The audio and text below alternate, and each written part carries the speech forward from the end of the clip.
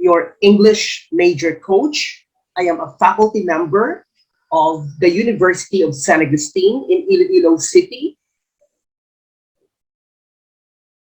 I finished my bachelor's degree in secondary education major in English at West Visayas State University College of Education. I have a master's degree in English as a second language from the University of the Philippines, and I'm currently pursuing my Juris Doctor degree at the College of Law of the University of San Agustin. I have been teaching for almost 19 years now, and I have been a lecturer for 10 years now. Okay, let's start, shall we? Okay.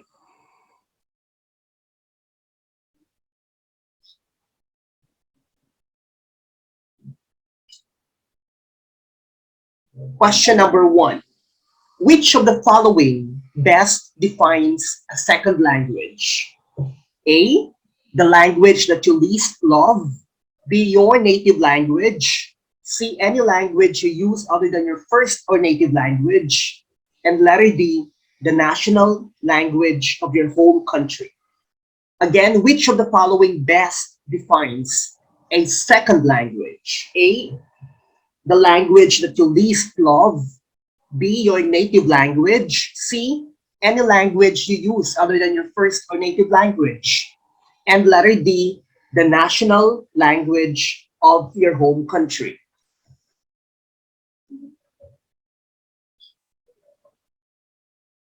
Okay, the correct answer is letter C, any language you use other than your first or native language. Which of the following best defines a second language? Letter C, any language that you use other than your first or native language. That is your L2 or your second language. No, your L1 is your first language. Your L2 is your second language. Your second language is the language that you want to learn. For example, in our case, our native language is Hiligaynon, or people call it Ilonggo. But actually, Ilonggo, the term Ilonggo refers to the people of Iloilo, or to the people who speak our language. Our language is Hiligaynon. That is our L1, our first language, or our native language. Our L2, our second language, is Filipino or English, right? So we have two second languages. One is Filipino and second is English. So your second language is the language that you want to learn. Okay. In other words, most of us Ilonggos have a native language, which is Hiligaynon, and we have two L2s, Filipino or Tagalog and English.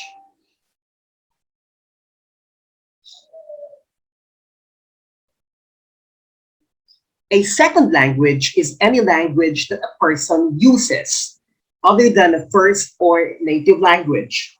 Probably if you are from Manila, your L1 is Filipino or Tagalog and your L2 is English. Unless there are other languages that you are good at, right? For example, Cebuano or Hangul, right? Korean, or Nihongo or Japanese. But basically, for most of the people in Manila, they have L1, which is Filipino or Tagalog, and L2, which is English, right? A second language is any language that a person uses other than a first or native language. Contemporary linguists and educators commonly use the term L1 to refer to a first or native language, and the term L2 to refer to a second language or a foreign language that is being studied. It was when I was studying for my master's degree in UP, it was emphasized that we only have our L1 and L2. We don't have such concept as L3 because your L1 is your native language and all other languages that you want to learn become your L2. So you can have a lot of L2s, right? Filipino, in our case, Filipino, um, Spanish, English, Cebuano, all other languages that you want to learn, right? We don't have the concept of L3, okay?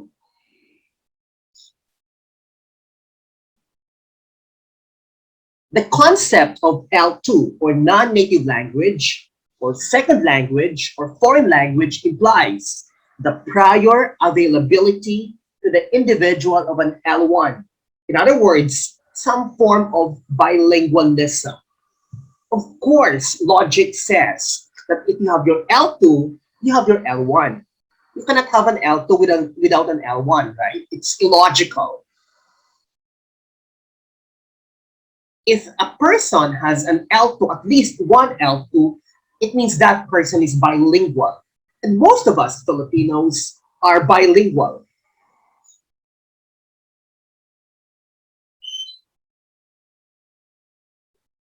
Let's go to question number 2. This is a deadly snake feared by farmers in the rice fields in Arturo Rotor's short story. A. Dahong palay. B. Pulang lupa. C. Sapang bato. D. Itim na sawa. Again, a deadly snake feared by farmers in the rice fields in Arturo Rotor's short story. A. Dahong palay. B. Pulang lupa. C. Sapang bato. D. Itim na sawa. The correct answer is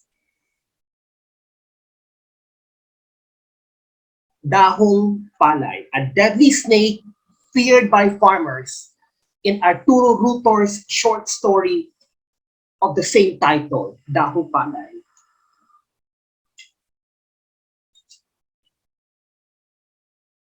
The title, again, of the story is Dahong palay, written by Dr. Arturo Rotor.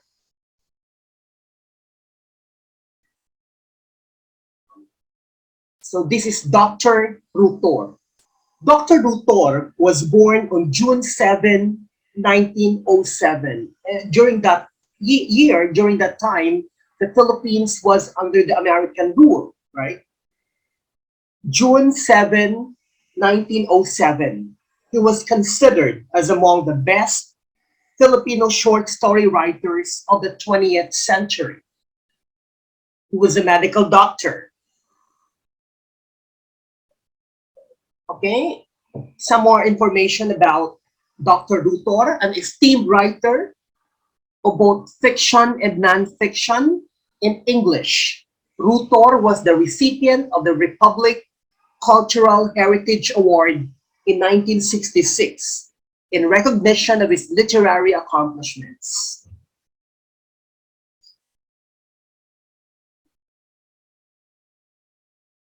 His best-known literary works are Confidentially Doctor, published in 1965, Selected Stories from the One in the Scar, published in 1973, and The Men Who Play God, published in 1983. That's Dr.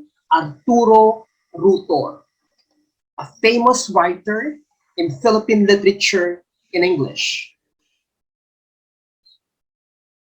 So this is the snake locally called dahong palay. Dahong palay is a green-colored snake. It is thought to be extremely venomous. Its green color makes detection of this snake difficult as it moves through the green rice stalks. In the story Dahong Palay, the snake played a role in the transformation of Sebio, the main character of the story. Sebio, the main character of the story, Dahong Palay. Now let's go to question number 3. It refers to the degree of formality of language. A, style. B, register. C, form. D, nature. Again, it refers to the degree of formality of language. A, style. B, register. C, form. D, nature. The correct answer is register, the degree of formality of language. Register. The term register is a concept in social linguistics. It is a variety of language used for a particular purpose or in a particular communicative situation, like the language you use when you are in a company meeting versus the language you use when you talk to your neighbors. No? Here, register plays a role. In other words, it is the way a speaker uses language differently in different circumstances. Register often refers to the degree of formality of language. Formal language, informal language. The kind of language you use when you talk to your principal versus the kind of language that you use when you talk to your friend, right? Register, the degree of formality of language. But in a more general sense, it means the language used by a group of people who share similar work or interests, such as doctors or lawyers. So we have formal register and informal register. How do you decide which language register is appropriate to use? Well, deciding which language register is appropriate depends on the audience, the topic, and the situation. Audience, topic, and situation. Now let's go to question number 4. The Olympian gods possess everything the Greek male desires, except one. Which is it? A, nurturing family. B, eternal youth and good looks. C, jealous regard for personal prerogative. D, uninhibited assertion of individual selfhood. Again, the Olympian gods possess everything the Greek male desires, except one. Which is it? A, nurturing family. B, eternal youth and good looks. C, jealous regard for personal prerogative. D, uninhibited assertion of individual selfhood. Correct? The correct answer is nurturing family. The Greek god does not exemplify a nurturing family. When you say the Olympian gods, these are the gods that dwell in Mount Olympus, the home of the gods in Greek mythology. Mount Olympus is also the highest mountain in Greece. Mount Olympus is a real mountain.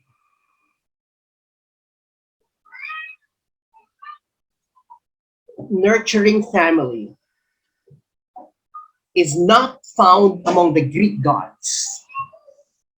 Family members fight. Remember the story of Kronos, who swallowed his children, Hestia, Demeter, Hera, Hades, and Poseidon? Remember Zeus, who had a lot of women? In other words, it was not a nurturing family. Options B, options B rather, eternal youth and good looks. C, jealous regard for personal prerogative, and D, uninhibited assertion of individual selfhood are all possessed by the Olympian gods. Eternal youth, letter B. Apollo had the power of eternal youth and immortality. Good looks. Apollo also is often depicted as a really good-looking guy.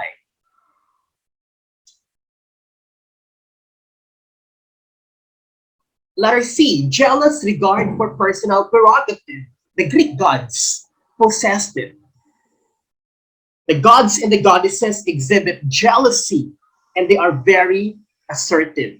That's letter D, an uninhibited assertion of individual selfhood. So, the Olympian gods does not possess nurturing family. The rest, eternal youth and good looks, jealous regard for personal prerogative, and uninhibited assertion of individual selfhood, they all have this. Okay, now let's go to question number 5. His dream was for us to have a national language. Again, his dream was for us to have a national language. A, Jose Rizal. B, Andres Bonifacio. C, Manuel L. Quezon. D, Benigno Aquino Jr.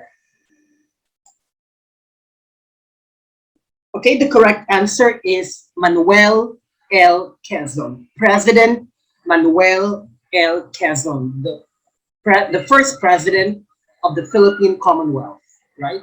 His dream was for us to have a national language. President Manuel L. Quezon, we celebrated his birthday a few days ago, August 19.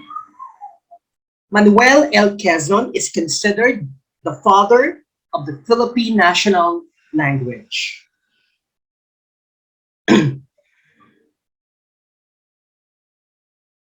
On December 30, 1937, President Quezon, through Executive Order number 134, officially declared Tagalog as the basis of the national language of the Philippines. Why Tagalog as the basis of the Philippine national language? Why not Hiligaynon? Why not Cebuano? Why not Ilocano? Why Tagalog? Whereas the conclusion represents not only the conviction of the members of the Institute, but also the opinion of Filipino scholars and patriots of divergent origin and varied education and tendencies, who are unanimously in favor of the selection of Tagalog as the basis of the national language, as it has been found to be used and accepted by the greatest number of Filipinos, not to mention the categorical views expressed by local newspapers, publications, and individual writers. This is according to the report. This is the document presented in the executive order issued by President Quezon, right? Again, Tagalog as the basis of the national language, as it has been found to be used and accepted by the greatest number of Filipinos, probably during the time, right? Rizal, this according to Quezon, President Quezon, Rizal, in his patriotic efforts to foster Philippine nationalism, but put in the mouth of Simon, addressing Basilio the following words: Spanish will never be the language generally spoken in the country. The people will never speak it. Thus the need for a national language, right? That's the need to have a national language. Hence, in deciding to adopt a national language called from the different languages spoken in the Philippines, and mainly from the Tagalog, which was not only the native tongue of Rizal, but also is the most developed of all the existing languages in our country. We are merely carrying into realization one of the ideals of our national hero as a means of consolidating and invigorating our national unity. Still, this is according to President Quezon. Tagalog as the most developed of all the existing languages in the Philippines. Now let's go to question number 6.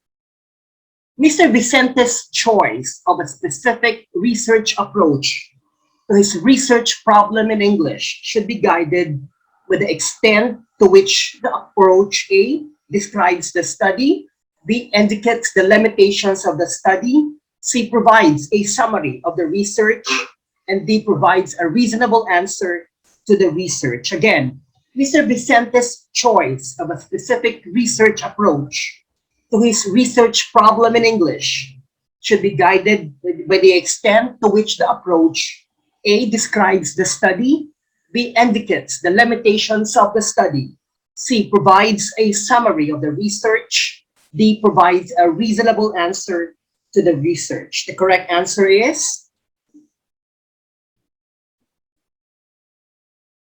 provides a reasonable answer to the research question.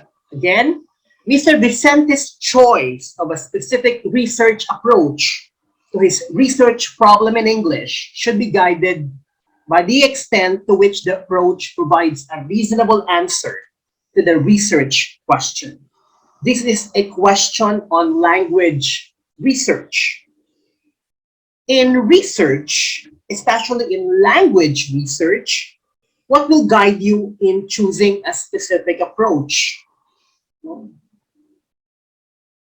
In choosing a specific research approach, definitely you have to choose the research approach that will help you answer the research questions.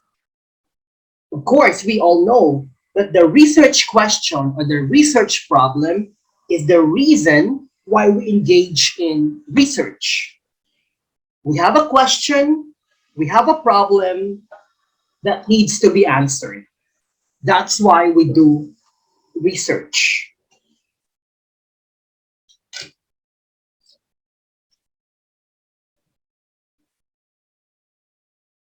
Now let's go to number 7. Choose the paragraph that uses pronouns most coherently. It's a problem on coherence. A, I like paragraphs. Writing them can be fun and easy if you know what principles to follow. Paragraphs are essential. Letter B, I like paragraphs. Writing paragraphs can be fun and easy if you know what principles to follow. They are essential. Letter C, I like paragraphs. Writing paragraphs can be fun and easy if you know what principles to follow. Paragraphs are essential. Letter D, all of these. Letter E, none of these. Again, choose the paragraph that uses pronouns most coherently. What is the correct answer? Okay, the correct answer is letter A, I like paragraphs. Writing them can be fun and easy if you know what principles to follow. Paragraphs are essential. Why letter A? When you say coherently, it means in a logical and consistent way, or in a way that forms a unified whole, coherence. Option A is the answer because it uses pronouns correctly and effectively. I like paragraphs. Writing them can be fun. Them is a pronoun here. We use the pronoun in letter A, in option A, we use the pronoun them instead of repeating the word paragraphs, right? I like paragraphs. Writing them can be fun. Instead of repeating the word paragraph in the second sentence, we use the pronoun them. Uh, I like paragraphs. Writing paragraphs can be fun. It sounds repetitive, right? If you use the same words over and over again in a text, your document sounds redundant, right? That is why we have pronouns, right? Pronouns are words that replace nouns, right? This is the reason why we use pronouns. So as to repeat, so as not to repeat rather, the same words all over again in a text. Now let's go to question number 8. The professional organization teachers of English to speakers of other languages, or TESOL, has recognized that English language acquisition is a complex process. They recommend that programs for English language learners, or ELLs, incorporate all of the following except A, native language support to help students achieve academic progress. B, a time limit of 2 years for participation in bilingual or ESL programs. C, emphasis on academic and content-based English language instruction. Letter D, active parental involvement in a student's education. Again, the professional organization Teachers of English to Speakers of Other Languages, or TESOL, has recognized that English language acquisition is a complex process. They recommend that programs for English language learners, or ELLs, incorporate all of the following except A, native language support to help students achieve academic progress. B, a time limit of 2 years for participation in bilingual ESL programs. C, emphasis on academic and content-based English language instruction. Letter D, active parental involvement in a student's education. The correct answer is letter B, a time limit of 2 years. No, because the question says except. Letter B, a time limit of 2 years for participation in bilingual or ESL programs. Okay. It says here, has recognized that English language acquisition is a complex process. Why is it a complex process? Why is language acquisition a complex process? Because language itself is the most complex skill that a human being can master. No? The answer here is letter B, a time limit of 2 years for participation in bilingual or ESL programs. Participation in bilingual programs should be continuous. Why put a time limit of 2 years? Right? There shouldn't be a time limit for this. We are all lifelong learners, even teachers. They continue to learn, right? They never stop learning. They attend seminars, workshops, updating activities. Now, webinars, right?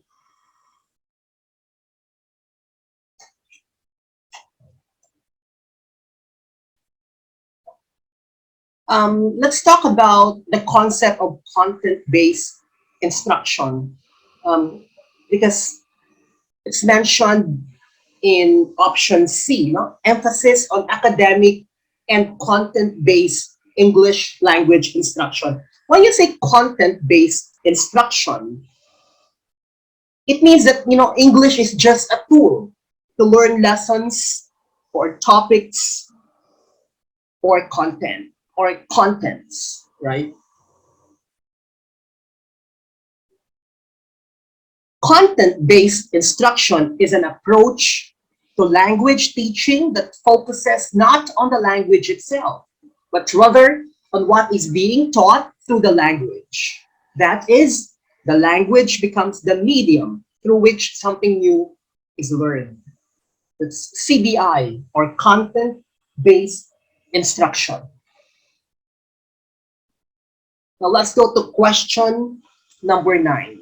Identify the main conclusion in the following argument. Every year, innocent people are released from prison when new evidence arises, proving they are not guilty of the crimes they were convicted of. This alone is good reason to reject the death penalty. But that's not the only reason. The death penalty is also ineffective as a deterrent. Besides the number of appeals and other safeguards required in death penalty cases, besides the number of appeals and other safeguards required in death penalty cases are an astronomical cost to the system. So A, the death penalty should be rejected. B, it is expensive to impose death penalty. C, the death penalty is ineffective as a deterrent. Letter D, innocent people are often convicted of crimes they did not commit.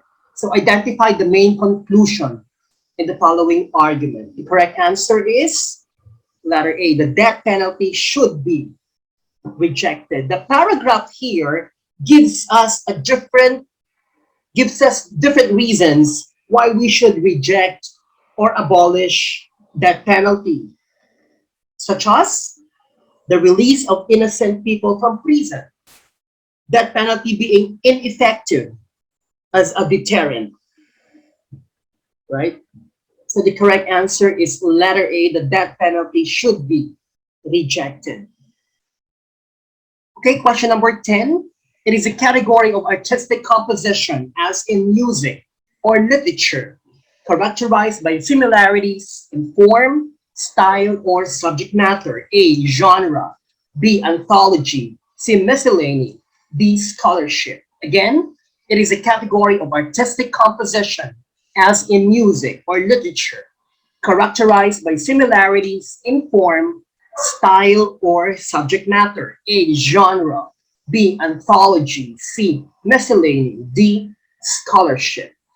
Correct answer is letter A, genre. Genre, from the French, which means kind or sort. It says here that genre is a distinctive type or category of literary composition, such as the epic, tragedy, comedy, novel, and short story.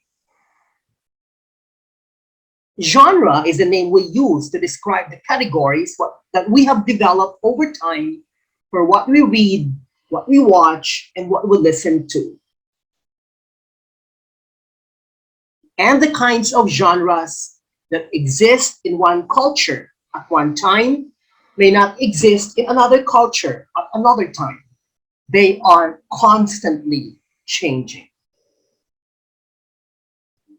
Okay, now let's go to question number 11. According to Tomasello, there is one important difference between animal and human communication. It is A, humans can communicate emotions. B, animals can communicate emotions. C, animals communicate to ensure their own welfare. And letter D, humans communicate to ensure their own welfare. Again, according to Tomasello, there is one important difference between animal and human communication. It is A, humans can communicate emotions. B, Animals can communicate emotions. C, animals communicate to ensure their own welfare. And letter D, humans communicate to ensure their own welfare. Okay, the correct answer is letter C. Animals communicate to ensure their own welfare. So according to Tomasello or Tomasello, there is one important difference between animal and human communication, and that is animals communicate to ensure their own welfare. Who is Tomasello or Tomasello? His name is Michael Tomasello. He is an American developmental and comparative psychologist, as well as linguist. According to him, many animal species are social and they communicate because they are naturally concerned with each other's welfare. So, again, animals are social and they communicate because they are naturally concerned with each other's welfare.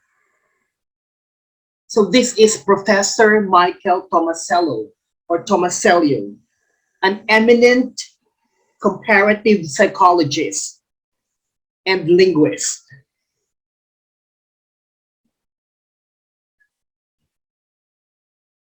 According to him, understanding how animals communicate their needs or emotions may be a way to improve their welfare, preventing them from unnecessary suffering or providing them with an appropriate environment.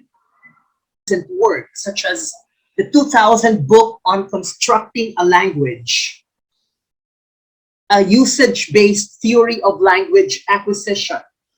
What distinguishes human from animal communication was posited in terms of two features. That linguistic communication is symbolic and that it is grammatical. Now let's go to question number 12.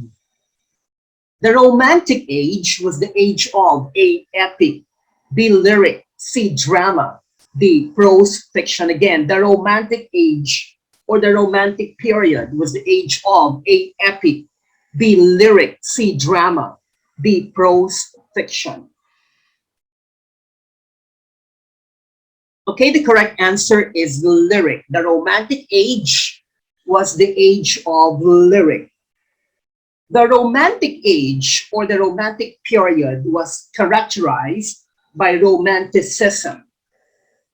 The term covers the most distinctive writers who flourished in the last years of the 18th century and the first decades of the 19th century.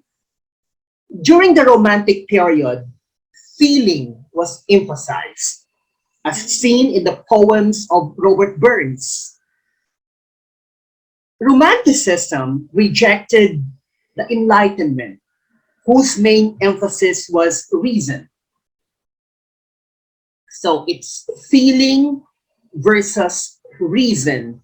During the Enlightenment period, what was important was reason. But during the Romantic period, during the Enlightenment, no, it was reason that was important. But during the Romantic period, what was important was the feeling of man, right? Romanticism, for the Romantic poets, it's not reason that is important, it's the feeling. It looked on nature not as a world of objects to be manipulated, but as something to be experienced.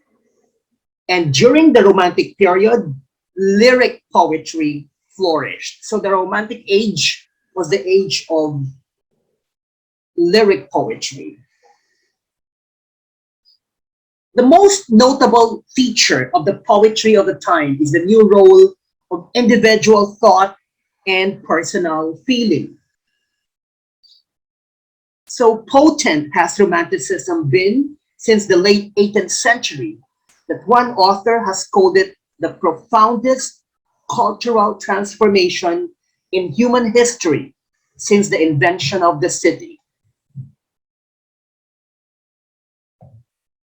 Romanticism exalted intuition, feeling, inspiration, and the genius of human creativity. Lyric poetry typically describes the poet's innermost feelings or candid observations and evokes a musical quality in its sounds and rhythms. Now let's go to question number 13. What is given to Kronos to eat instead of his son Zeus? A bull. B, his twin brother. C, a rock wrapped in baby's clothes. D, his son cooked by his wife. Again, what is given to Kronos to eat instead of his son Zeus? A bull. B, his twin brother. C, a rock wrapped in baby's clothes. D, his son cooked by his wife. Okay, the correct answer is a rock wrapped in baby's clothes. So what is given to Kronos to eat instead of his son Zeus? A rock wrapped in baby's clothes. Kronos was the king of the Titans, the father of the first generation of the Olympian gods, Hestia, Demeter, Hera, Hades, Poseidon, and Zeus. He was the Titan Lord of the universe. His rule was known as the Golden Age. By the way, the Roman counterpart of Kronos is Saturn.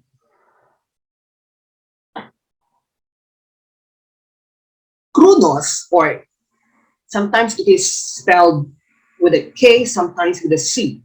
Kronos married his sister Rhea, and they had 6 children: Hestia, Demeter, Hera, Hades, Poseidon, and Zeus. In fear of his father's words that one of his own children would overthrow him, he then swallowed them after they were born. However, when Rhea was pregnant with her 6th child, Zeus, she went to a cave on Mount Ida in Crete, where she gave birth to him in private. Rhea then took a boulder provided to her by Gaia, which she wrapped in a blanket. A boulder, by the way, is a big rock, right? Which she gave to Kronos instead of Zeus. In other words, Rhea tricked Kronos so as to save the baby Zeus, right? So Rhea then took a boulder, which she wrapped in a blanket, which she gave to Kronos instead of Zeus. Rhea left Zeus on the island of Crete, where he grew up. So Crete was the island where Zeus grew up. Now let's go to question number 14. In some countries, a red heart communicates the emotion love. Objects that are made to represent something else are A, symbols, B, signals, C, gestures, D, vocalizations. Again, in some countries, a red heart communicates the emotion love. Objects that are made to represent something else are A, symbols, B, signals, C, gestures, D, vocalizations. Okay, the correct answer is symbols. Objects that are made to represent something else are symbols. A symbol is a mark, sign, or word that indicates or is understood as representing an idea, object, or relationship. In literature, symbols add layers of meaning to a story, poem, or often creative work, or other creative work rather.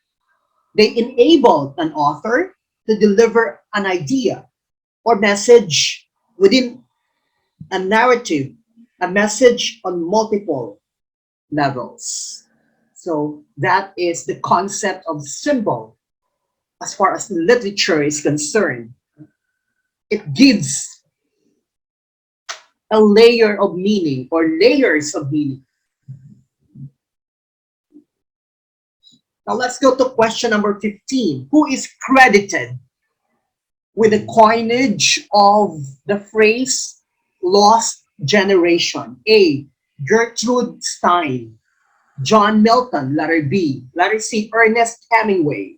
Letter D. Scott Fitzgerald. Again, who is credited with the coinage of the phrase lost generation? A. Gertrude Stein. Letter B. John Milton. C. Ernest Hemingway. Letter D. Scott Fitzgerald. By the way, it's pronounced Gertrude. Gertrude, not Gertrude. Gertrude Stein. Okay? The correct answer is Gertrude Stein. Who is credited with the coinage of the phrase lost generation? It's Gertrude Stein. Gertrude Stein was an American novelist, poet, playwright, and art collector. Gertrude Stein is credited for the term lost generation, though Hemingway, that's Ernest Hemingway, made it widely known. It was Stein who created the term, who originated the term or the phrase lost generation, but the phrase was popularized by Ernest Hemingway. Lost Generation, a group of American writers who came of age during the First World War and established their literary reputations in the 1920s. So it was a group of writers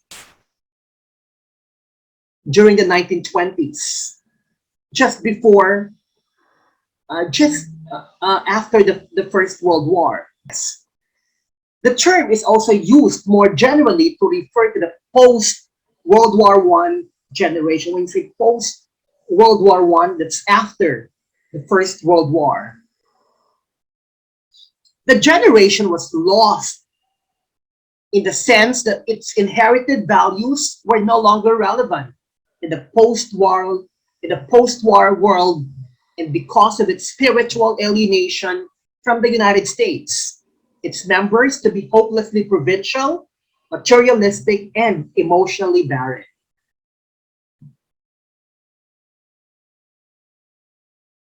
The term embraces Ernest Hemingway, F. Scott Fitzgerald, John Dos Passos, E. E. Cummings, Archibald MacLeish, Hart Crane, and many other writers who made Paris the center of their literary activities in the 1920s. So they all went to Paris and they flourished there in the 1920s. Now let's go to question number 16. First, the teacher presents the present perfect. So the lesson is the present perfect tense of the verb. Next, that students try using it in structured exercises. Finally, the students try to have a conversation together using the present perfect. What language teaching method is employed here? A. PPP. B. TTT. C. SSS. D. All of these. Letter E. None of these. Again, first, the teacher presents the lesson, present perfect tense. Next, the students try using it in structured exercises. And finally, the students try to have a conversation together using the present perfect tense of the verb. What language teaching method is employed here? A. PPP.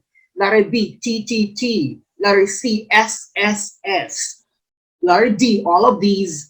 And letter E. None of these. I remember when I took my my comprehensive examination for my master's degree in ESL, that's English as a Second Language in UP, one of the questions was this. No, I was asked to distinguish PPP from TTT or PPP from SSS.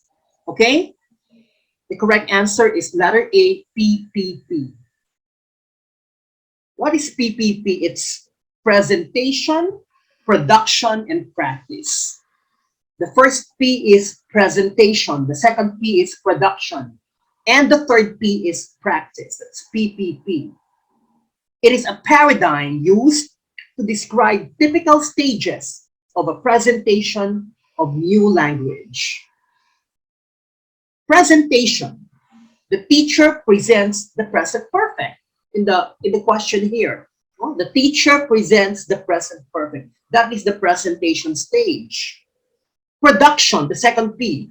The students try it in structured sentences. It says here next, the students try using it in structured exercises. That is production. Practice. The students try to have a conversation together using the present perfect. Okay? It says here, finally, the students try to have a conversation together using the present perfect. That is practice. So what is the purpose of presentation? To give students the context of the structure of the lesson. What is the purpose of practice? For the student to gain accuracy. And what is the purpose of production? For the student to gain fluency. So presentation is for context, practice is for accuracy, and production is for fluency. So presentation, practice, production. PPP is a lesson structure, a way to order activities in your lesson. Sometimes you have a problem how to order your grammar lesson. So you can use the PPP method, presentation, practice, and production. While quite old and heavily criticized over the years, PPP or presentation, production, and practice is probably the most commonly used lesson structure in TEFL today. That's teaching of English as a foreign language. Now let's go to question number 17. William Wordsworth wrote a sonnet on A. William Shakespeare, B. Ben Jonson, C. Christopher Marlowe, letter D. John Milton. Again, William Wordsworth wrote a sonnet on A. William Shakespeare, B. Ben Jonson, C. Christopher Marlowe, letter D. John Milton. Okay, the correct answer is John Milton. So William Wordsworth wrote a sonnet on John Milton. What is a sonnet? A sonnet is a poem composed of 14 lines. A sonnet is a form of lyric poetry, right? William Wordsworth was an English poet. His lyrical ballads, written with Samuel Taylor Coleridge, helped launch the English Romantic movement. John Milton, on the other hand, was an English poet, religious thinker, and civil servant for the English Commonwealth government. So Wordsworth wrote a sonnet entitled London 1802, honoring Milton.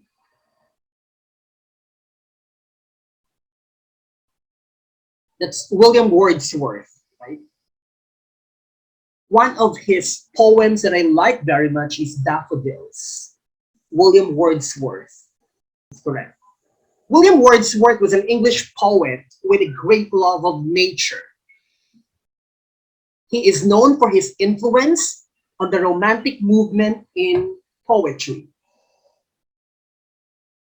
That's John Milton. John Milton is one of the most important figures in Western literature. He is most famous for his Christian epic poem, Paradise Lost. John Milton. His writing influenced both later poets and religious thinkers.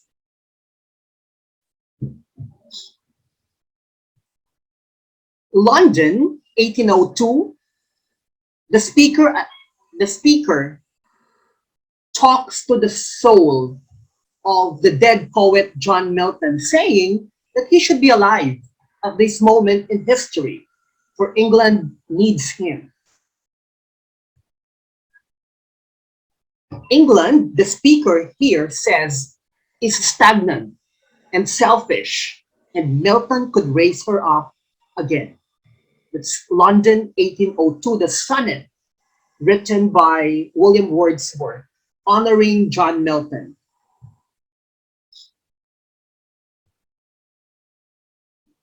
The speaker says that Milton could give England manners, virtue, freedom, power, for his soul was like a star, his voice had a sound as pure as the sea, and he moved through the world with cheerful godliness, laying upon himself the lowest duties. You know, you can see here how much William Wordsworth idolized John Milton. Now let's go to question number 18. Jenna and Liza are discussing an open rule governed communication system that uses symbols to convey meaning. They are discussing A, signals, B, symbols, C, grammar, D, language. Again, Jenna and Liza are discussing an open rule governed communication system that uses symbols to convey meaning. They are discussing A, signals, B, symbols, C, grammar, D, language. Okay, the correct answer is language. An open rule governed communication system that uses symbols to convey meaning. Language is a communication system. Language uses symbols to convey meaning. Language is a system of conventional, spoken, manual, or written symbols by means of which human beings, as members of a social group and participants in its culture, express themselves. The functions of language include communication, the expression of identity, play, imaginative expression, and emotional release. Now let's go to question number 19. Who called the 18th century as the age of prose and reason? A, Samuel Taylor Coleridge. B, Matthew Arnold. C, Sir Walter Raleigh. Letter D, Benjamin Franklin. Who called the 18th century as the age of prose and reason? Okay, the correct answer is Matthew Arnold. He called the 18th century as the age of prose and reason. Matthew Arnold was an English Victorian poet and literary and social critic. The 18th century was a great period for English prose, though not for English poetry. What is prose? Prose is also called ordinary writing, made up of sentences and paragraphs without rhyme or meter. So prose is the opposite of poetry, right? So prose flourished. Prose as a literary form flourished in the 18th century.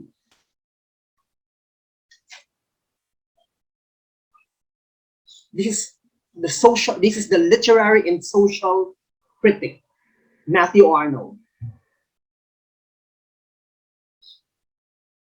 Matthew Arnold was noted especially for his classical attacks on the contemporary tastes and manners of the barbarians, the aristocracy, the Philistines, the commercial middle class, and the populace. Matthew Arnold called the 18th century the age of prose and reason, implying thereby that no good poetry was written in this century and that prose dominated the literary realm.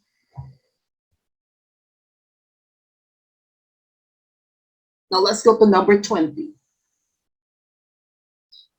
Students learn English by translating to and from their native language. They memorize irregular verb forms by writing them down over and over.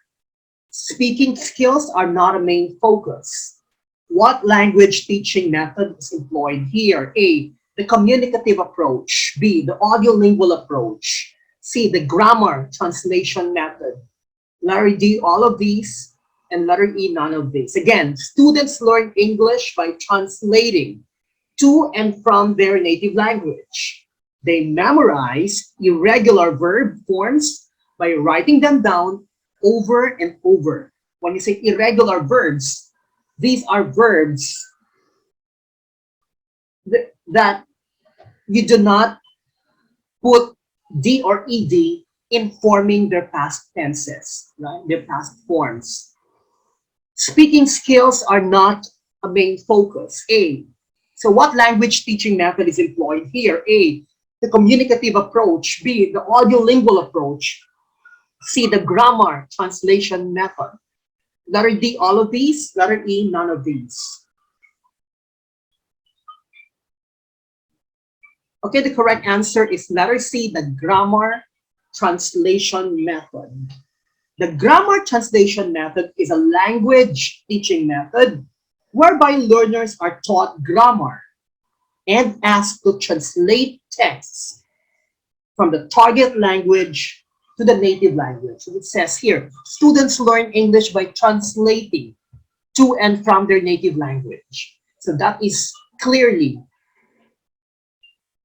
grammar translation method.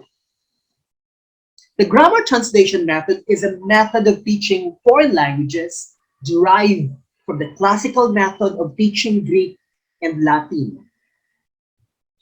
In grammar translation classes, students learn grammatical rules and then apply those rules by translating sentences between the target language and the native language. When you say target language, that is the language that you are learning. Your native language, as we all know, is your L1. Advanced students may be required to translate whole text word for word. The method has two main goals: to enable the students to read and translate literature written in the target language and to further students' general intellectual development. That's the grammar translation method of language teaching. Okay, now let's go to number 21.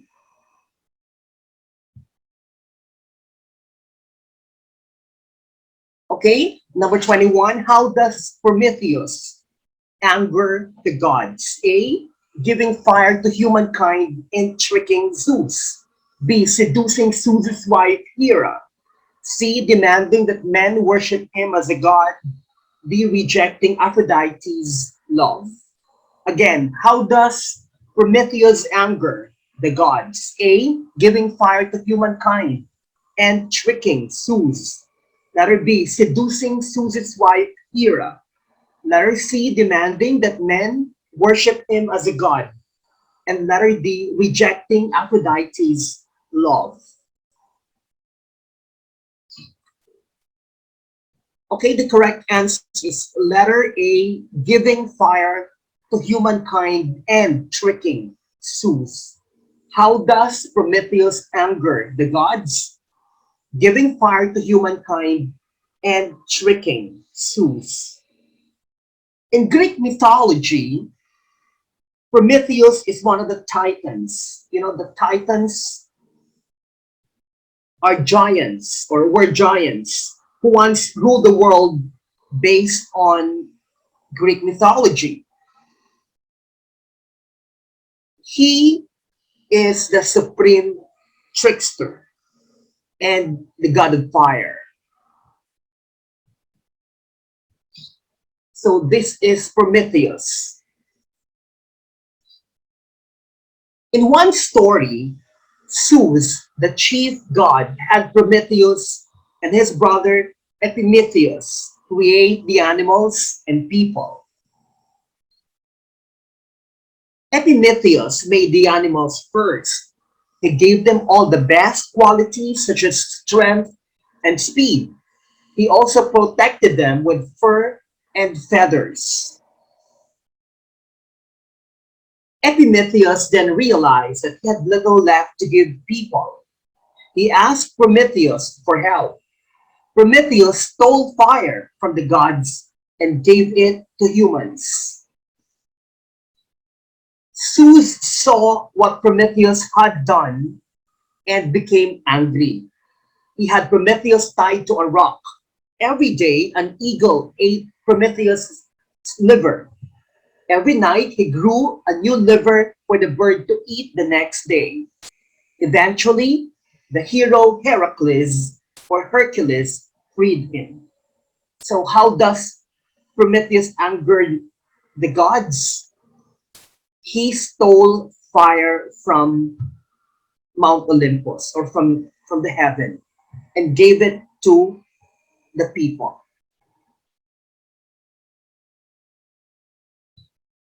Zeus also punished humans after Prometheus gave them fire. Zeus sent the first woman named Pandora to Earth. Her curiosity is said to have brought troubles into the world. That's why we have this term Pandora's box, right? So Prometheus. Now let's go to question number 22. What is meant by denouement? A, the ending of a romance. B, the ending of a comedy. C, the ending of a tragedy.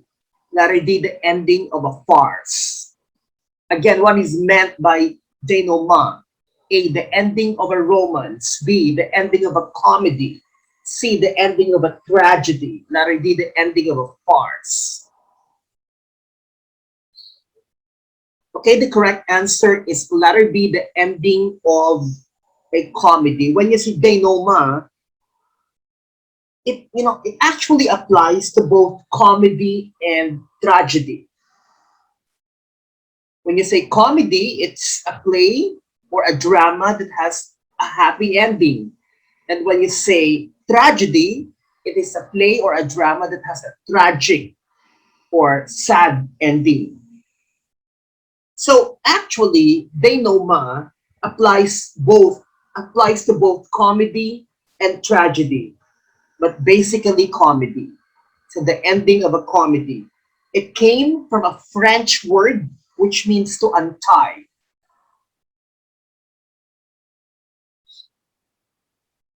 Note that the denouement is different from the climax because it happens right after the climax.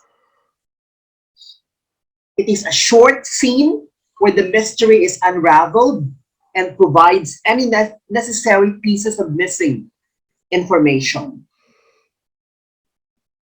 Throughout the story, the reader is riding a wave of tension because of the mystery, suspense, and an epic conflict between heroes and villains. At the climax, this tension reaches its highest point. After that, readers need a denouement to relax a little. So that is the purpose of denouement or a denouement. Now let's go. Yes, the denouement determines how the reader will feel when they close the book or walk out of the theater. It has to be well written or the story will seem unsatisfying. Now let's go to question number 23. None our body posture, gestures, and eye gaze are examples or yes, are examples of A, signals, B, non-verbal communication, C, verbal communication, D, computer-mediated communication. Again, our body posture, gestures, and eye gaze are examples of, it's R, A-R-E, not or. A, signals, B, non-verbal communication, C, verbal communication, letter D, computer-mediated communication. Okay, the correct answer is non-verbal communication. When you say non-verbal communication, no words are involved. You communicate on the way you listen, on the way you look, on the way you move, and on the way you react. You transfer information through the use of body language, including eye contact, gestures, facial expressions, tone of voice, posture, and many other ways. So that's non-verbal communication. Now let's go to question number 24. Frailty, thy name is woman. This line is lifted in which Shakespearean play? Again, frailty, thy name is woman. This line is lifted in which Shakespearean play? A, King Lear, B, Macbeth, C, Othello, D, Hamlet.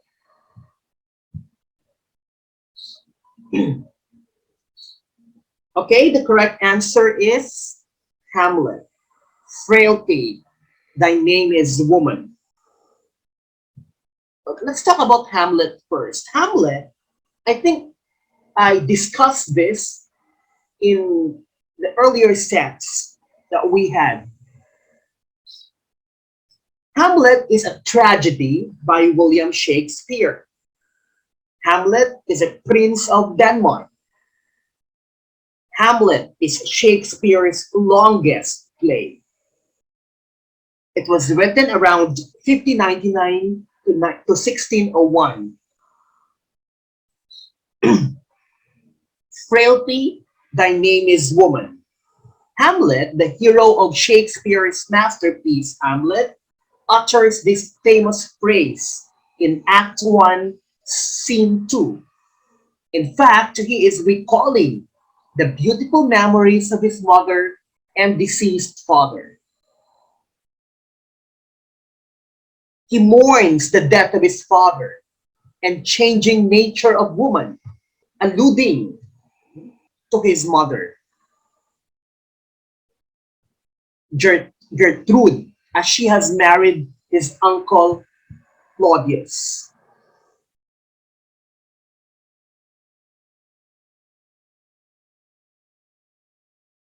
By woman refers to Gertrude, who is morally weak because she has betrayed her husband by marrying his brother Claudius just 1 month after her husband's death. Okay, now let's go to question number 25. All languages have a system of rules that helps speakers understand how to combine words to convey meaning. What do you call this system of rules? A, semantics, B, symbolism, C, grammar, D, syntax. Again, all languages have a system of rules that help speakers understand how to combine words to convey meaning. What do you call this system of rules? A, semantics, B, symbolism, C, grammar, D, syntax. The correct answer is grammar. In simple terms, grammar refers to the rules of language, or a collection of rules and conventions. It is the way in which words are put together to form proper sentences. That's grammar. Now let's go to question number 26. Who first used the term stream of consciousness? A. William James. B. James Joyce.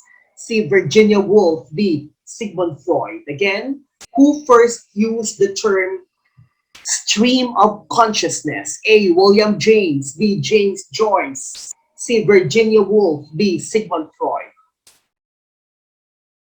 Okay, the correct answer is William James. The first to use the term stream of consciousness, William James. William James is often considered the father of American psychology. Stream of consciousness is a narrative style that tries to capture a character's thought process in a realistic way. It is an interior monologue.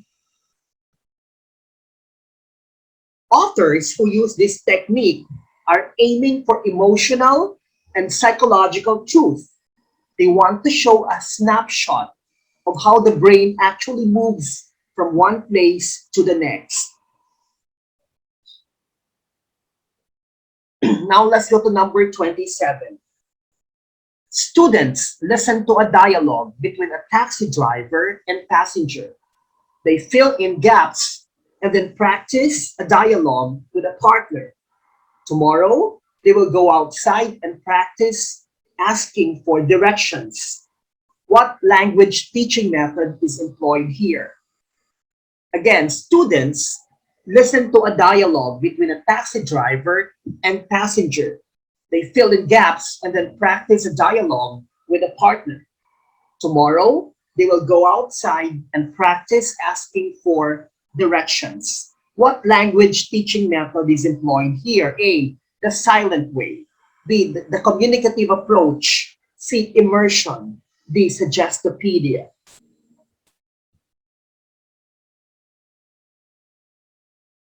Okay, the correct answer is the communicative approach. Students listen to a dialogue between a taxi driver and passenger. This is one example of a teaching method that uses the communicative approach. When you say communicative approach, it is based on the idea that learning language successfully comes through having to communicate real meaning. Learners are involved in real communication situations here. You listen to a dialogue between a taxi driver and a passenger. And then the next day, they will go outside and practice asking for directions. So learners are involved in real communication situations. The communicative approach, CLT, communicative language teaching. So because learners are involved in real communicative or communication situations, their natural strategies for language acquisition will be used or is used. Thus, this allows them to learn to use the language. Practicing question forms by asking learners to find out personal information. Classroom activities guided by the communicative approach are characterized by trying to produce meaningful and real communication at all levels. As a result, there may be more emphasis on skills than systems. Lessons are more learner-centered, and there may be use of authentic materials. So the communicative approach in language teaching. Now let's go to question number 28. Who gave us the story of Sohrab and Rustum? A. Omar Khayyam. B. Ferdowsi. C. Khalil Gibran. D. Rumi. Again, who gave us the story of Sohrab and Rustum? This particular story, Sorab and Rostam, is very dear to me because this was discussed to us by a well-loved professor back then in college. When I was taking up a course in Afro-Asian literature. This is Persian literature. When you say Persia, it's the modern day Iran, right? Sorab and Rostam. Who gave us the story of Sorab and Rostam? A. Omar Khayyam. B. Ferdowsi. C. Khalil Gibran. D. Rumi. Okay, the correct answer is Ferdowsi. Ferdowsi was a Persian poet, the first rank in the long history of the greatest national epics in world literature. Again, Ferdowsi was a Persian poet of the first rank in the long history of the greatest national epics in world literature. Sorab and Rostam is about the story of Sorab's search for his father, Rostam. This is actually a very interesting story, a very moving story, a tragic story about father and son, right? Sorab and Rostam is an account of Sorab's search for his father, who disappeared years earlier. A warrior for the Tartars, Sorab engages in battle with Persian forces. Not realizing that Rostam, the Persian chieftain, is his father, Sorab challenges the older man in single combat. He did not know that the man he was challenging was his father. In the course of the combat, Rostam killed Sorab. Then the dying son talked about his birth and that Rostam was his father. A very tragic story, a very moving story. Question number 29. How does Odysseus escape Polyphemus' cave? A cap of invisibility and winged sandals. B. Wine, a very sharp stick and lots of rams. C. A hollow wooden horse. D. A winged horse and a magic spear. Again, how does Odysseus escape Polyphemus' cave? Correct answer is letter B, wine, a very sharp stick, and lots of rams. Wine, a very sharp stick, and lots of rams. So Odysseus was a legendary hero in Greek mythology. We all know that.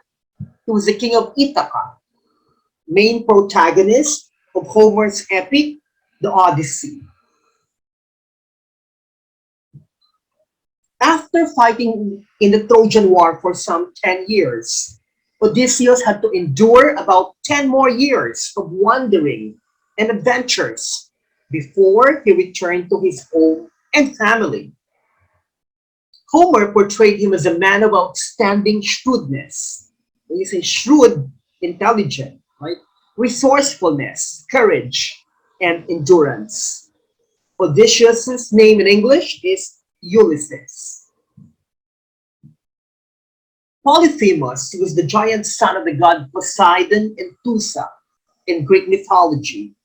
He was one of the Cyclopes, having a single eye.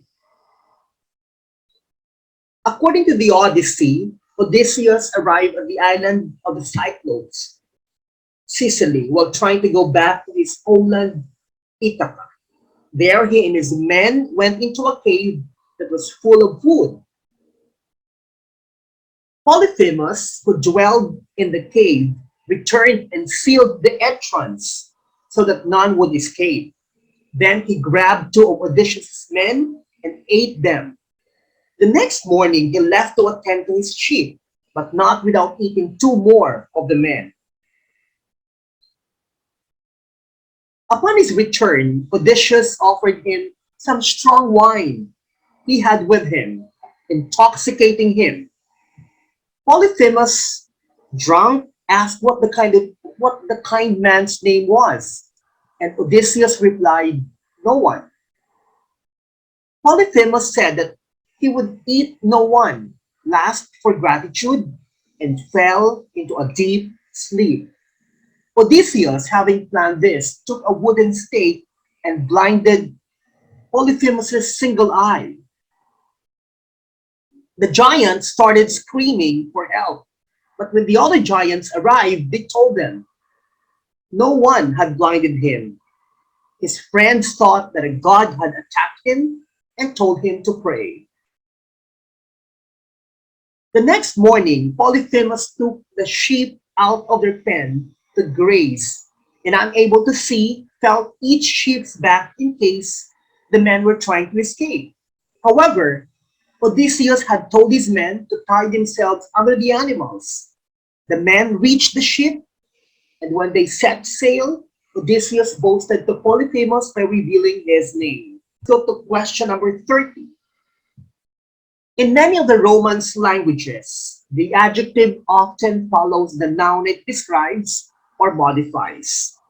The arrangement of words and sentences is an example of A, semantics, B, grammar, C, signal, D, syntax. Again, in many of the Romance languages, the adjective often follows the noun it describes or modifies. The arrangement of words and sentences is an example of A, semantics, B, grammar, C, signal, D, syntax. Okay, the correct answer is syntax. The arrangement of words and sentences. Syntax is the arrangement of words in sentences, clauses, and phrases. It is basically about what word comes before and after another word. That is syntax. Go to number 31. Who found English a dialect and left it a language? A, William Langland. B, the Venerable Bede. C, William Shakespeare. D, Geoffrey Chaucer. Again, who found English a dialect and left it a language? A, William Langland. B, the Venerable Bede. C, William Shakespeare. D, Geoffrey Chaucer.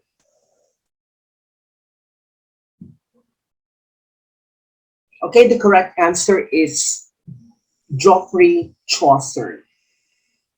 He found English a dialect and left it a language. Chaucer was an English poet and author, widely considered the greatest English poet of the Middle Ages, best known for his Canterbury Tales. The question is about Chaucer's contribution to English language and English literature. The question is, who found English a dialect and left it a language? So it talks about the contribution of Chaucer to English language and English literature. Lowell said, Chaucer found his English a dialect and left it a language. So this is Geoffrey Chaucer. It was a fashion and vogue of the time to use Latin and French languages in church, courts, and in any literary work, but Chaucer refused to adopt these languages for his poetry. Though the English language was in raw form, yet he ventured upon using the English language for his poetry. It was not as polished and full of vocabulary as Latin and French. He transformed the East Midland dialect into a full-fledged language of England.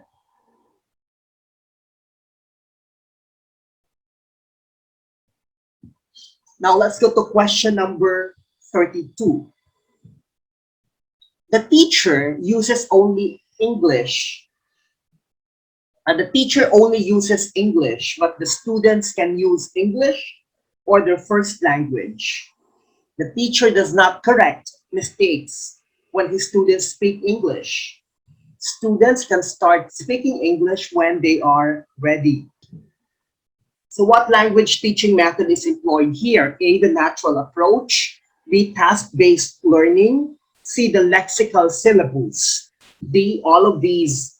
E, none of these. The correct answer is the natural approach. The natural approach is a method of language teaching developed by Stephen Krashen and Tracy Terrell in the later 1970s and early 1980s. The natural approach aims to foster naturalistic language acquisition in a classroom setting. It emphasizes communication and places decreased importance on conscious grammar study and explicit correction of student errors. So it says the teacher does not correct the student if the student makes mistakes, right? Efforts are also made to make the learning environment as stress-free as possible. Students learn when they are ready. That's the naturalistic approach, the natural approach to language teaching. Now let's go to question number 33. Who first used the blank verse? A, the Earl of Surrey. B, Edmund Spenser. C, Edgar Allan Poe. D, Edward Thomas. Again, who first used the blank verse? A, Earl of Surrey. B, Edmund Spenser. C, Edgar Allan Poe. D, Edward Thomas. Okay, the correct answer is Earl of Surrey. He was Henry Howard, Earl of Surrey. He was an English nobleman, politician, and poet. He was one of the founders of English Renaissance poetry. Earl of Surrey, Henry Howard. Blank verse was introduced into England by the Earl of Surrey in about 1540. It is the principal meter of Shakespeare's plays and the meter of Milton's epic poems, as well as of many other major works of poetry. Blank verse. Blank verse is a type of poetry distinguished by having a regular meter but no rhyme. So blank verse. Now let's get to question number 34. What is one difference between face-to-face interactions and electronic communication? A, they involve a sender and receiver. B, you cannot access contextual cues. C, they are similar with respect to voice quality. D, it is easy to distinguish if an individual is serious or joking. Again, what is one difference between face-to-face interactions and electronic communication? A, they involve a sender and receiver. B, you cannot access contextual cues. C, they are similar with respect to voice quality. D, it's easy to distinguish if an individual is serious or joking. Okay, the correct answer is letter B, you cannot access contextual cues. You know, what is one difference between face-to-face interactions and electronic communication? You cannot access contextual cues. It's like saying, what is the difference between face-to-face teaching and online teaching? Okay, in electronic communication, such as chat, email, phone, you cannot access contextual cues, such as facial expressions, body movements, and gestures. Now let's go to question number 35. Out of 154 Shakespearean sonnets, 126 of them are addressed to A. Mr. W.H., B. Anne Hathaway, C. Judith Quiney, D. Mary Shakespeare. Again, out of 154 Shakespearean sonnets, 126 of them are addressed to A. Mr. W.H., B. Anne Hathaway, C. Judith Quiney, D. Mary Shakespeare. Okay, the correct answer is Mr. W.H.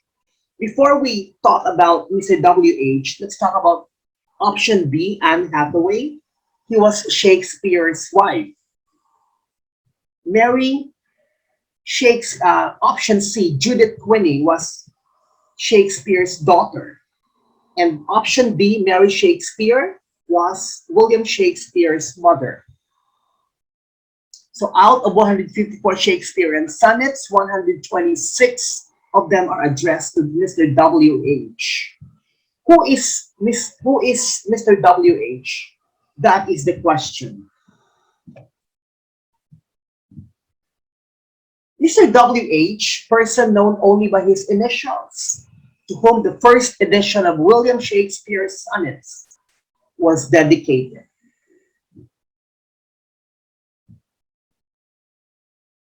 The mystery of his identity has tantalized generations of biographers and critics who have generally argued either that Mr. W.H. was also the fair youth to whom many of the sonnets are addressed, or that he was a friend or patron who earned the gratitude of one or both parties by procuring Shakespeare's manuscript for the printer, Thomas Thorpe. The question is, who was Mr. W.H., right? Because a lot of Shakespearean sonnets were dedicated to him. Now let's go to question number 36. In what practice do the flower myths of Hyacinth and Adonis probably have their roots? A. Human sacrifice. B. Homosexuality. C. Adultery. D. Cannibalism. Again, in what practice do the flower myths of Hyacinth and Adonis probably have their roots? A. Human sacrifice. B. Homosexuality. C. Adultery. D. Cannibalism. Okay, the correct answer is human sacrifice. Hyacinth, no? Hyacinthus. Apollo and Hyacinthus are best friends. They compete to see who can throw a discus the farthest. In the competition, Apollo accidentally throws his discus into Hyacinthus, killing him. As Apollo holds the body of his best friend, he wishes that he himself would stop living so that the beautiful young Hyacinthus could live on. As he speaks those words, the blood spilling from the dying youth turns the grass green, and a beautiful flower grows, the hyacinth.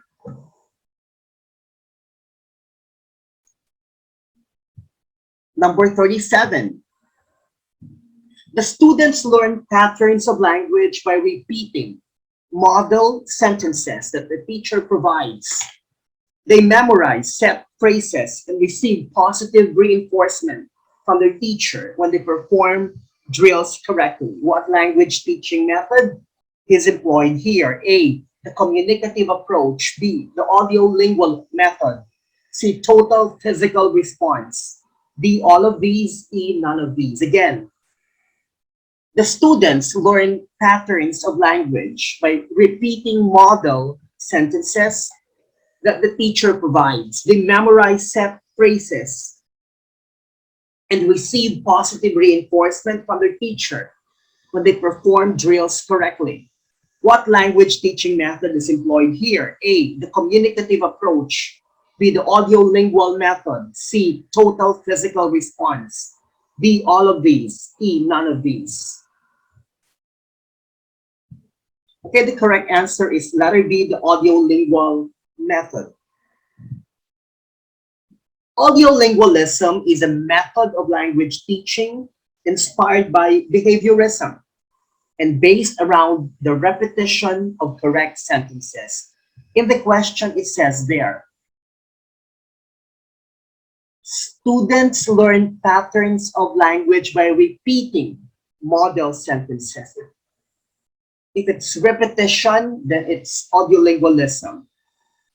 In audiolingualism, there is no explicit grammar instruction, and everything is simply memorized in form. It says in the question, they memorize set phrases and receive positive reinforcement. So it's the audiolingual method or audiolingualism. Now let's go to number 38. The first play in English with a regular plot, acts, and scenes is A, Ralph Royster Doyster. B, Grammar Girton's Needle. C, Everyman. D, Timberlake. Again, the first play in English with a regular plot, acts, and scenes is A, Ralph Royster Doyster. B, Grammar Girton's Needle. C, Everyman. D, Timberlake. Okay, the correct answer is letter A, Ralph Royster Doyster. The first play in English with a regular plot, acts, and scenes. Ralph Royster Doyster. Ralph Royster Doyster is a play by Nicholas Udall. I have also heard people saying Udall. Nicholas Udall.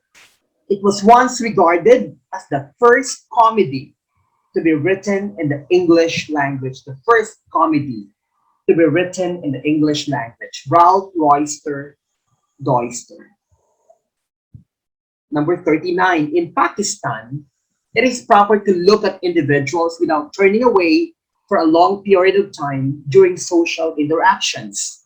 The duration and direction of your stare relates to A, social linguistics, B, eye gaze, C, dialects, D, body posture. In Pakistan, it is proper to look at individuals without turning away for a long period of time during social interactions. The duration and direction of your stare relates to A, social linguistics, B, eye gaze, C, dialects, D, body posture. Okay, the correct answer is letter B, eye gaze. When you say gaze, it is a long, steady look. Eye gaze has a dual function in human social interaction. We can both perceive the information from others and use our gaze to signal to others. So eye gaze. Question number 40. Which of the following is the most important theater of the Elizabethan age? A, the rose, B, the globe, C, the curtain, D, the stage. Again, which of the following is the most important theater of the Elizabethan age? A, the rose, B, the globe, C, the curtain, D, the stage. Okay, the correct answer is letter B, the globe, the most important theater of the Elizabethan age. The Elizabethan period is the period in the Tudor is the age in the Tudor period of the history and literature of England during the reign of Queen Elizabeth I. It was probably the most splendid age in the history of English literature. These writers flourished during the Elizabethan period. William Shakespeare, Sir Philip Sidney, Edmund Spenser and Christopher Marlowe. So the Elizabethan period of English literature.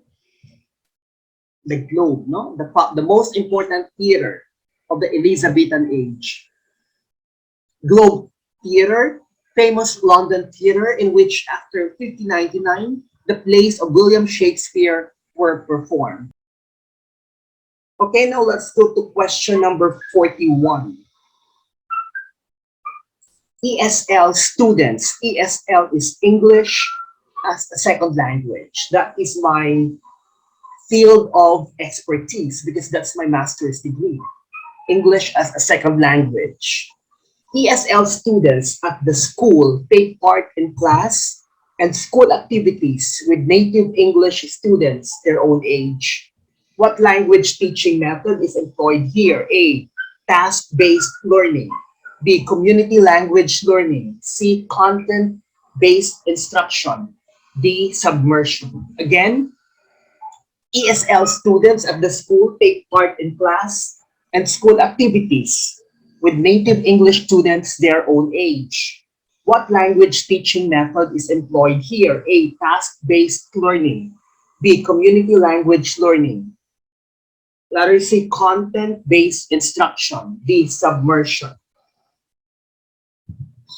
Okay, the correct answer is letter D. Submersion.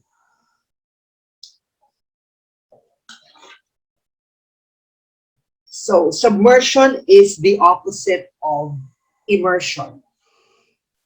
You know, you imagine when you submerge yourself into the water, that is exactly what the idea of submersion is. You go to, for example, you go to Japan and the people, most Japanese do not speak English. So for you to survive, you have to force yourself to learn Japanese or Nihongo or Nippongo. That is submersion.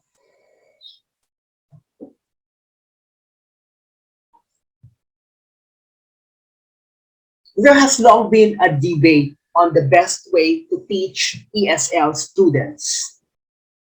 Some people believe that submersion or sink or swim method is best because it is the fastest way to get ESL students to comprehend the English language and catch up to the rest of their peers. That by placing them in mainstream English-only classrooms they are given the opportunity and the motivation they need to pick up the language within a couple of years.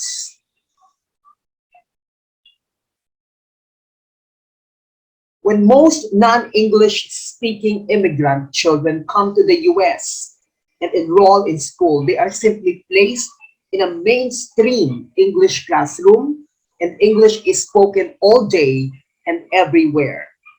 That is submersion.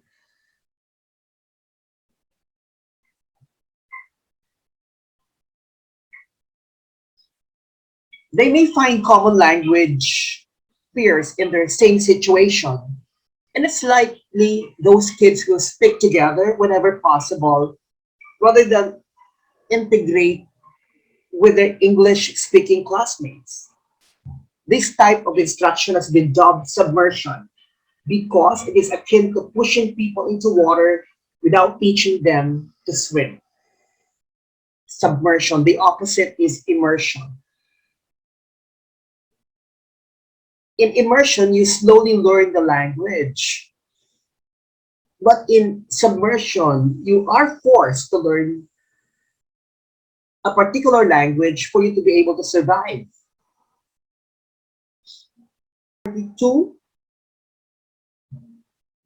How does Psyche betray Cupid? A. Cheating on him with another god. B. Stealing his magic bow and arrow. Letter C. Telling her sister who he is. Letter D. Seeing what he looked like. Again, how does Psyche betray Cupid? A. Cheating on him with another god. B. Stealing his magic bow and arrow. Letter C. Telling her sisters who he is. And letter D, seeing what he looked like. Correct answer is letter D, seeing what he looked like.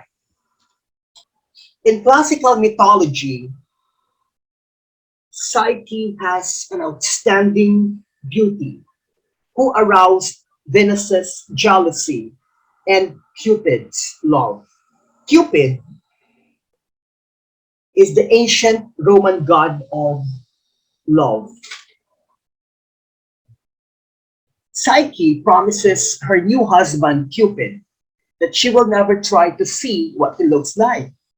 Each night, when he comes to her in bed, she's supposed to entertain him and then go to sleep without ever getting a peek at her lover, without looking at him. Psyche's jealous sisters eventually convince her that she's got to get a look at the person she's sleeping with. And so Psyche breaks her word to Cupid. Question number 43. Who is called the father of English classical comedy? A. Thomas Middleton. B. Ben Jonson. C. William Shakespeare. D. Thomas Heywood. Again, who is called the father of English classical comedy? A. Thomas Middleton. B. Ben Jonson. C. William Shakespeare. D. Thomas Heywood. The correct answer is Ben Jonson. Ben Jonson was an English playwright and poet. His artistry exerted a lasting influence upon English poetry and stage comedy. The father of English classical comedy. He is generally regarded as the second most important English dramatist after Shakespeare. Among his major plays are the comedies Every Man in His Humor and The Alchemist. So the father of English classical comedy is Ben Jonson. Many researchers agree that the connection between nonverbal behavior and cultural experiences begins A, in infancy, B, at birth, C, in childhood, D, later in life. Again, many researchers agree that the connection between nonverbal behavior and cultural experiences begins A, in infancy, B, at birth, C, in childhood, D, later in life. Okay, the correct answer is letter B, at birth. Many researchers agree that the connection between nonverbal behavior and cultural experiences begins at birth. Right after the child is born, the connection between nonverbal behavior and cultural experience starts to develop. Number 45. First, students learn how to say words properly. Next, they learn to read and write. They use color charts and rods to help with the pronunciation of sounds. Teacher talking time is minimal. What language teaching method is employed here? A, community language learning. B, the silent way. C, the color method. D, all of these. E, none of these. Again, first, students learn how to say words properly. Next, they learn to read and write. Next, they use color charts and rods to help with the pronunciation of sounds. Teacher talking time is minimal. What language teaching method is employed here? A, community language learning. B, the silent way. C, the color method. D, all of these. E, none of these. Correct answer is letter B, the silent way. The silent way is the name of a method of language teaching devised by Caleb Gattegno or Gattegno. It is based on the premise that the teacher should be silent as much as possible in the classroom, but the learner should be encouraged to produce as much language as possible. The teacher should be silent as much as possible. That's why in the question it says, teacher talking time is minimal.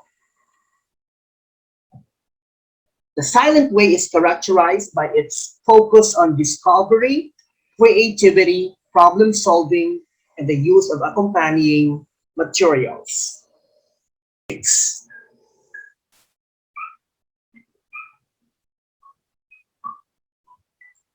Who translated the entire Mahabharata into English? A.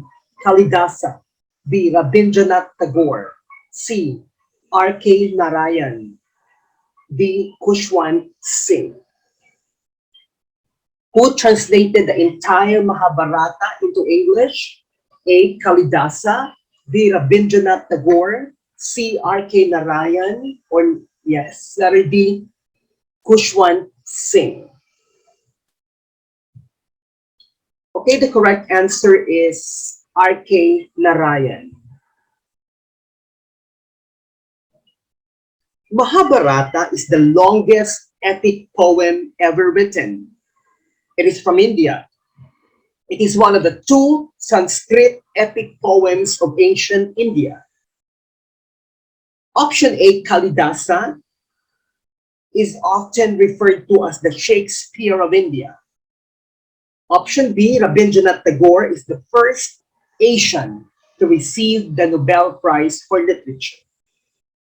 R.K. Narayan was an Indian writer known for his work set in the fictional South Indian town of Malgudi.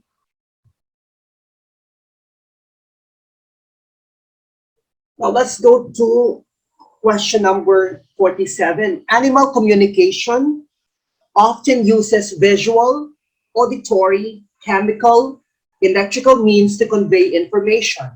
These are examples of A, a symbol, B, a signal, C, a nonverbal gesture, D, nonverbal communication. Again, animal communication often uses visual, auditory, chemical, electrical means to convey information.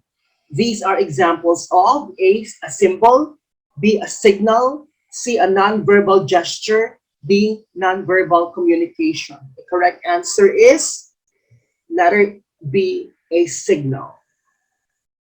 Animal communication. You know, animals communicate using signals. Number 48. The mystery plays dealt with A, biblical themes, B, medieval themes, C, moral themes, D, philosophical themes. Again, the mystery plays dealt with A, biblical themes, B, medieval themes, C, moral themes, D, philosophical themes. Okay, the correct answer is biblical themes.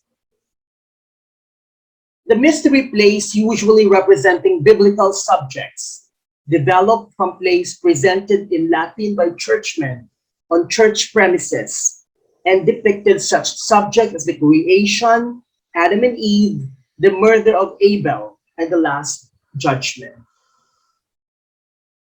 Number 49, what famous couple does the story of Pyramus and Thisbe most closely resemble? A, Antony and Cleopatra, B, Pygmalion and Galatea, C, Romeo and Juliet, D, Napoleon and Josephine. Again, what famous couple does the story of Pyramus and Thisbe most closely resemble? A, Antony and Cleopatra, B, Pygmalion and Galatea, C, Romeo and Juliet, D, Napoleon and Josephine. Correct answer is letter C, Romeo and Juliet. It is said that Shakespeare copied his Romeo and Juliet from the story of Pyramus and Thisbe. Pyramus and Thisbe, a pair of ill-fated lovers whose story forms part of Ovid's Metamorphoses. And number 50, the teacher says, commands and acts them out. The teacher says commands and acts them out. The students try to perform the action. So it's very physical, right? The teacher repeats by saying the command without acting it out. The students respond. The roles are then reversed. What language teaching method is employed here? A, the direct approach. B, total physical response. C, the natural approach. D, all of these. E, none of these. The correct answer is TPR, or total physical response.